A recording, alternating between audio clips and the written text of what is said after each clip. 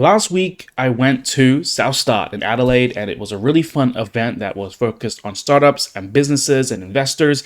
And I did a session focused on Gen AI art and video and how it can help people tell their stories better. I showed a bunch of different tools, but here are some tools I want to deep dive into a little bit to show you a bit more of a tutorial for how to use them. First one is Rev. This is an AI image creator tool, and it's fantastic because you can combine really high quality images for products and landscape and people with really strong modification elements. And one of the features I showed was how to annotate any image. Grab an image, say it's a blank space like this one here.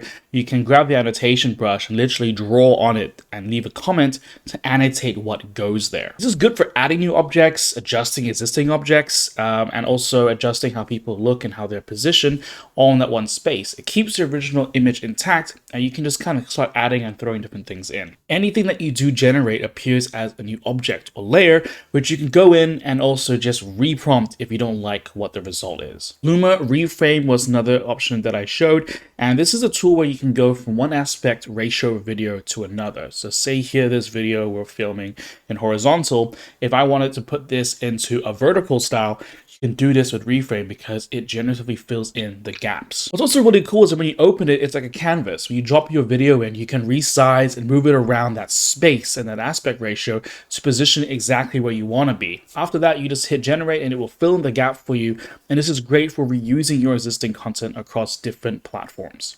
Kling 3.0 motion control was really fun to show at the event. In this case, you can basically upload a video of movement of some kind, say it's a person running or dancing, and then upload an image of another person or another character in a completely different scene, and it will sync up the motion between them. This is great if you're trying to iterate and come up with ideas for your product or your brand. If you have a video that's talking about some sort of movement, some sort of scene, something to kind of represent you, but you want to just see how it looks in different situations or even with different characters. With motion control, you just drop both of these things in, run the prompt, and in a few seconds or minutes, it's done. Last thing is LTX Retake. Now, I love LTX because it's actually an open source tool and it has a lot of really cool features for AI videos, one of the strongest models out there. And when Retake came out a few months ago, you were able to select a portion of your video and reprompt it to change what happens in it. This works best if you're trying to change the result completely. It's not really about modifying or editing specific things, but completely changing a portion of the video whilst keeping it in that realm. Upload a video, select the section of the video that you want to edit, and you put in a text prompt and it will generate for you. It's really fast at generating, so definitely try doing a few iterations to get the result that you want. It was such a pleasure to attend Southstart. What an incredible event. It's my first event speaking since I moved back to Australia. It was also my first time in Adelaide, and it was beautiful as well. So appreciative of everyone that was there and all the people that I've met.